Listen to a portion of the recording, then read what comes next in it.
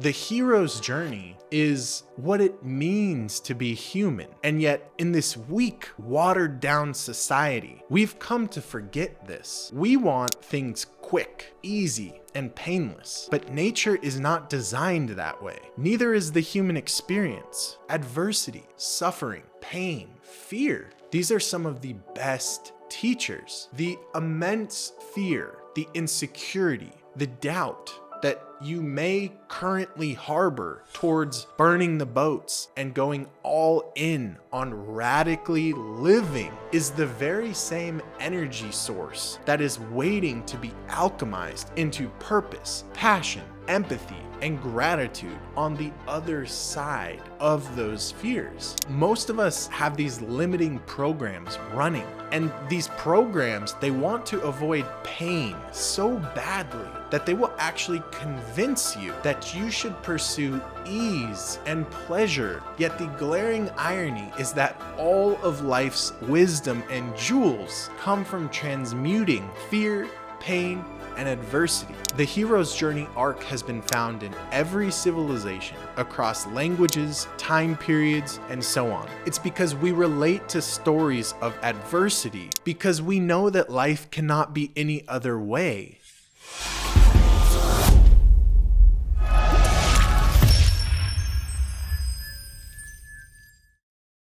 I want you to think about any story, book, movie, or character that you've ever resonated with. The character or person likely faced immense personal challenges and yet somehow still overcame them. The path that virtually all great stories unknowingly follow is something called the hero's journey. And in today's video, I want to walk you through the importance of understanding your own hero's journey arc. This topic is one of the most important that I'll ever speak on. So I hope you guys stick with me until the end. Running a high growth, multi-million-dollar business sounds great, but how did I actually get here? And more importantly, how do I continue to not only maintain this level of success, but find ways to push further, grow the impact, and create far more success? The answer to that lies in the hero's journey framework and is something that I have built my entire life around and something that I reference constantly during tough times. They say success is the journey of getting there, but excellence is maintaining that success that you've built once you've tasted it. That is the hard part, but we'll get to that a bit later. So who is this video for? What I'm about to teach you is for any human being who aspires for more in life. In every great story, there are some key elements to the plot that make the story relatable and compelling. Some of them include the call to adventure, meeting a mentor or a guide, crossing the threshold into the underworld, trials, tribulations, and failures, growth and new skills. My personal favorite, death and rebirth. And then on the other side of the arc, revelation, atonement, and receiving the gifts that the struggle gave you. And then returning back into the world, a changed person. The nature of the hero's journey is cyclical, just like life. It's not a one-time thing, it's a spiral, and it will come up at every new level of your life. It's easy to sit here on the internet and speak from the person that I am today, having gone through multiple hero's journeys already. But who I am today isn't nearly as helpful as exploring who I used to be and where I came from. Why? Well, because the majority of you watching this cannot relate to making hundreds of thousands of dollars a month, or living in a 7,000 square foot estate, or being financially free quite yet. So what can you relate to? Struggle, pain, adversity. These are themes that I know deeply and I have an intimate relationship with. The internet mainly shows success stories and highlight reels, but today's video is going to be about the darkness, the pain, the adversity. To me, this is far more real and practical to teach on than rainbows and butterflies. I'm yet to meet someone who doesn't claim that they want complete freedom in all areas of their life. Yet if I told you what I had to go through to get to where I am today, and how many times I've been completely broken in the process, maybe you would recalibrate your expectations. Working with hundreds and hundreds of students in the LUC, I have come to notice a pattern that some of our students experience before and after joining our community. And it goes a little something like this. They are super motivated and inspired to change their life. This is what you could call the call to adventure.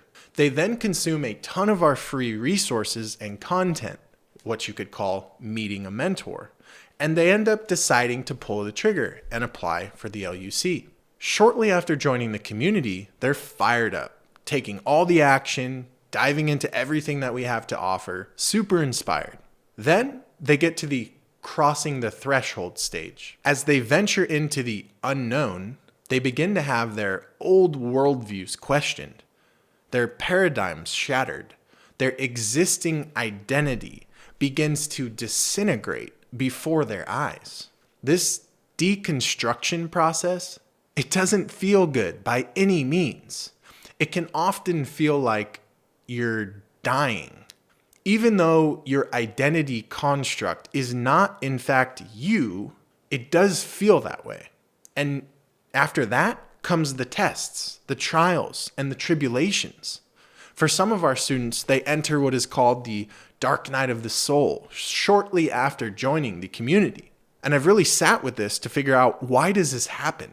Well, you're venturing from what Joseph Campbell calls the normal world into the unknown or the underworld. In movies, this is metaphorically depicted when Frodo and Sam physically go into the underworld on their quest to destroy the ring in Lord of the Rings. In Harry Potter, this is when Harry goes down to fight the dragon in the depths of Hogwarts. It is the thing that they are most afraid of, but they do it anyway. In real life, this doesn't typically happen in a literal traveling to the underworld, but instead into the unconscious, shadowy realms of your psyche. The dragons, the monsters, the dungeons, typically depicted in cinema, represent your own fears, your own limitations, and your personal kryptonite, to use a Superman reference. There is no way around walking your own hero's journey if you desire self-actualization, my friend. During your descent into the underworld, you're likely to have the world as you know it stripped away from you. Things that you thought were 100% fact are revealed to be, in fact, not true. Even things that you held in the deepest regard, that you fought desperately to defend, are shown to you to be false. And this is extremely challenging for the I, or the self constructs that make up your identity. And many people experience what is called a dark night of the soul, or an ego death of sorts, during this phase of the journey. Now, to be clear, one does not need to be in the LUC to experience this. Many of you have likely already experienced this in your own lives, as this core theme is one key piece of what seems to connect all of humanity across all cultures, languages, and time periods. The hero's journey is what it means to be human. Now, the part of the hero's journey arc that I really want to focus on is the trials, tribulations, tests, death, and rebirth periods. There is physically no other way to reach the upwards spiral of the hero's journey, in which you eventually experience revelation, lasting change, atonement, and most importantly, for any great story, you extract the gems from the journey and you're able to alchemize or transmute all of that adversity into beauty, value, or art. This is what it means to be human. And yet, in this weak, watered down society, we've come to forget this. We want things quick, easy, and painless. But nature is not designed that way. Neither is the human experience. We came here as souls into the world of form to learn very specific lessons. And your soul cannot possibly learn those lessons if you do not continually evolve through the stages of your own hero's journey. Life is not meant to be pain-free, nor is it meant to be easy. Adversity, suffering, pain, fear, these are some of the best teachers that you have available to you. However, the magic lies in your willingness to look at and then transmute what lies in your personal underworld. The darkness, the shadows, the icky stuff, all of it. The aspects of yourself that you can't dare admit to yourself, let alone others. The things that terrify you to even entertain in your mind. Your greatest fears. Your deepest insecurities. The right mission and purpose in life will give you the ammunition and the why that you need in order to take on such a task. Think of any good movie where the main character has to undergo something that is absolutely terrifying to them that they do not want to do. The only way they're able to actually do that is to find a purpose that transcends their fear of said thing. And your journey is no different. And I'm not going to lie to you. It's hard as hell. But man, is it worth it? They say energy can never be created nor destroyed. Your journey to self-actualization is no different.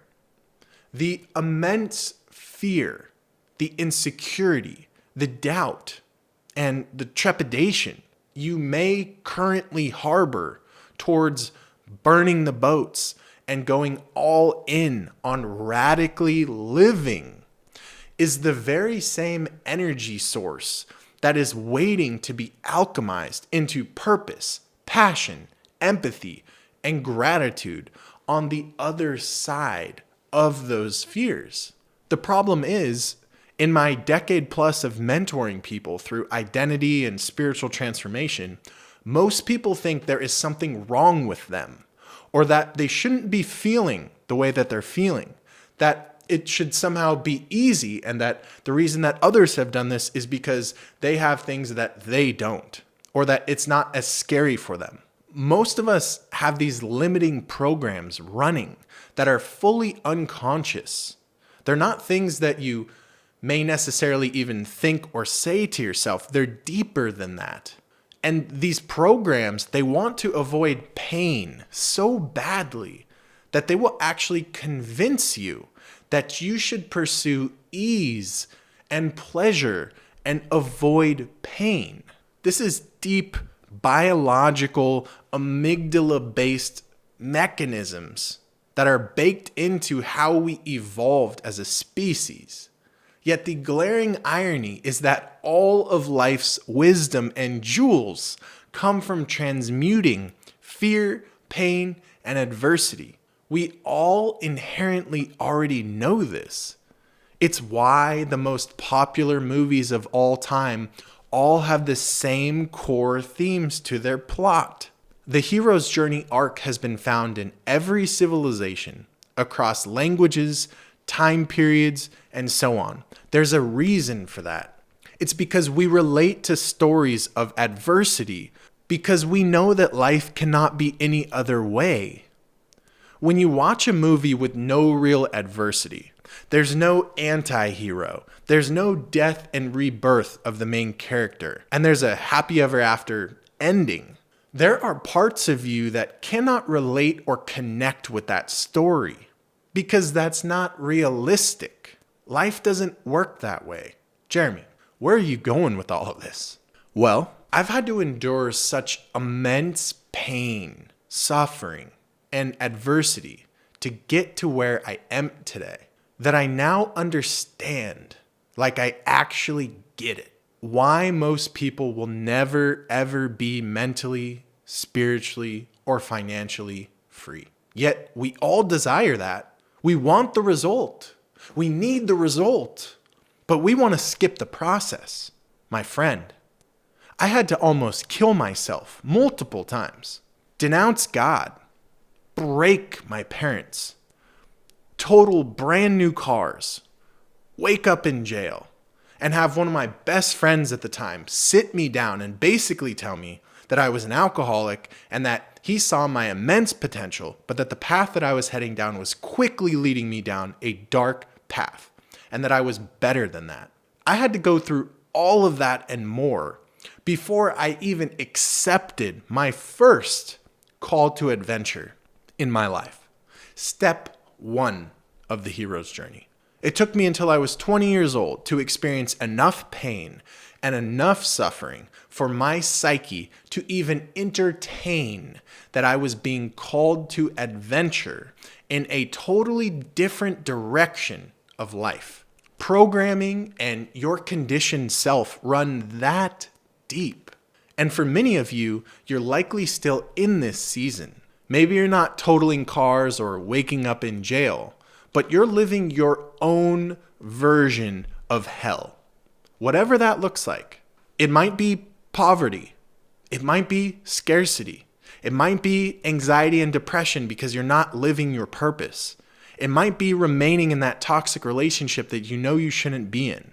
It might be who you're surrounding yourself with and what your day-to-day, week-to-week looks like.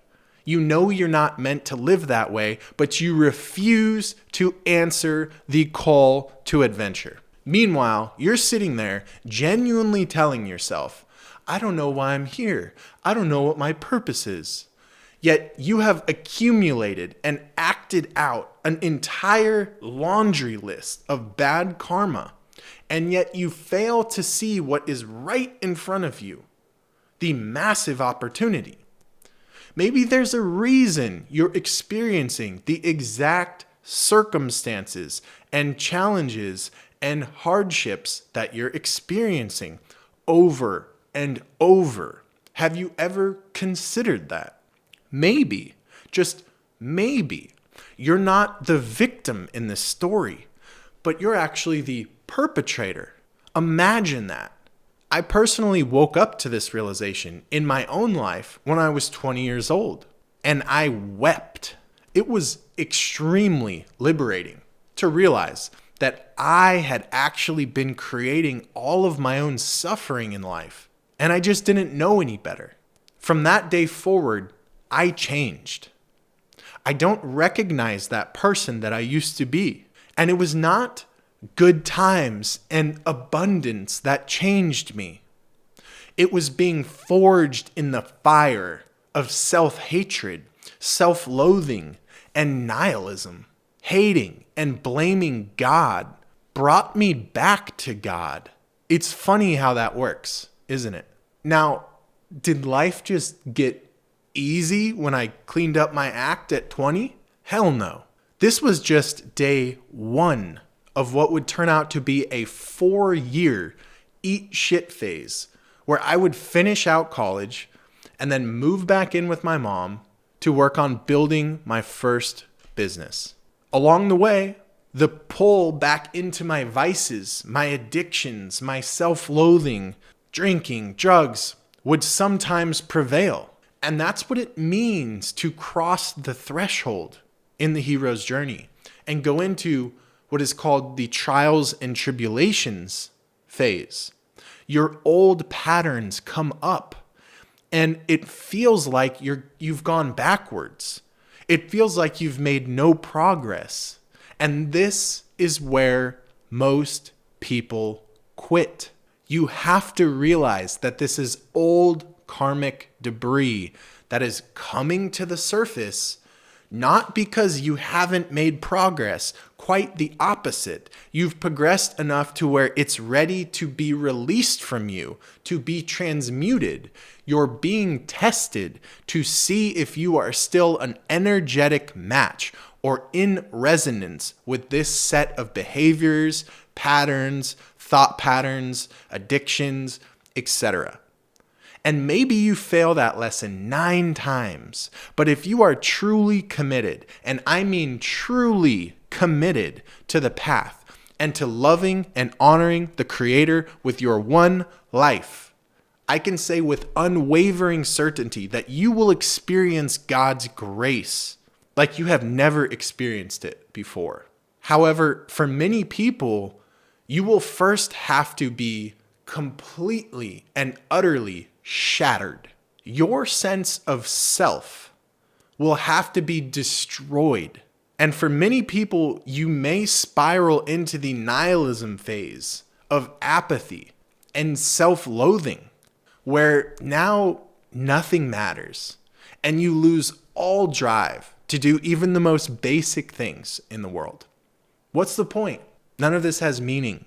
If, however, you can get through that stage, everything you've ever desired lies on the other side of that. Speaking from personal experience, after going through many complete ego deaths and then rebirths, you have to keep it top of mind that the more you resist this, the worse you're making it on yourself. It doesn't last forever. You have to surrender. When you normalize an identity or a sense of self, a personality, and then it breaks apart, you, the soul, can often feel like you are dying. This is why it's called the dark night of the soul. However, this same pain and brutality is also incredibly beautiful and commonly leads to people's first spiritual awakening. You go through your whole life, say 40 years, thinking you're this person. I'm really this person. I'm this personality.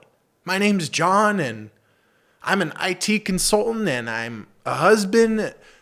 That's not you. You wake up to the reality and you start to realize that this person is just a fictitious construct that your mind made up to simplify the world. And then you attach to it. You said, I am that. This is me. And now you have something to protect. Now you have something to defend. There is immense adversity in going through the deconstruction of your ego and your sense of self. And at the very same time, there's also immense peace, grace, and beauty as you begin to get glimpses of what you actually are. Timeless, formless, a fragment of God placed into this meat suit and bound by the rules of time and space that govern this dimension. So you see, in this one tiny example, you cannot possibly separate pain and bliss, suffering and joy. It is the one that gives you the other. They are two sides of the same coin. You cannot pray for abundance and then sulk when God gives you adversity to overcome. You cannot pray for compassion and empathy and then complain when God presents you with immense personal suffering to develop those gifts. You cannot ask God for freedom and then feel bad for yourself when God reflects back to you and brings to the forefront all of the areas in which you are not currently free. The way out is through, my friend. What each of you see me now doing or the life that you see I now have, this is 12 years of paying my dues, spiritually speaking, not through hard work and willpower, but through relentless devotion to the spiritual path and never shying away from my personal underworld. I have had more deaths and rebirths than I can count. I don't even recognize the man I thought I was. Even at 30 years old, 2 years ago, I prayed thousands and thousands of times, asking God to please allow me to access true freedom in this life. And the whole time I was doing that, I didn't realize that I was praying for an incredibly difficult, painful journey filled with suffering, death, adversity, and if I'm being completely honest, at times, sheer terror. But you know what I realized in that process? God gave me exactly what I prayed for. He gave me the exact ingredients to bake the cake that I most desired to taste. More than anything else in my life, I desired this. Yet, if I would have thrown the ingredients out because they didn't taste or feel good on their own, I never would have gotten to experience the final product, complete freedom. How many of you listening to this right now have been praying, meditating, visualizing, affirming over and over and over for a specific outcome in your life? Yet God has already delivered it to your doorstep. You just can't currently see it because it's wrapped up in a bow and disguised as adversity or pain. You cannot have one without the other. Until you are fully in spirit and part of the spirit realm, the nature of this realm and what your soul agreed to before you came here is limitation and duality. This means that you cannot have joy without pain. You wouldn't understand what it is. You cannot have freedom without also experiencing where you're still a slave. You cannot have overflow without also acknowledging and transmuting your own scarcity. Now, I hope this video spoke to those of you who were truly meant to hear this message. And as always, I hope that this was more valuable than the time that you invested to watch this. Much love. We'll see you in the next video. Peace.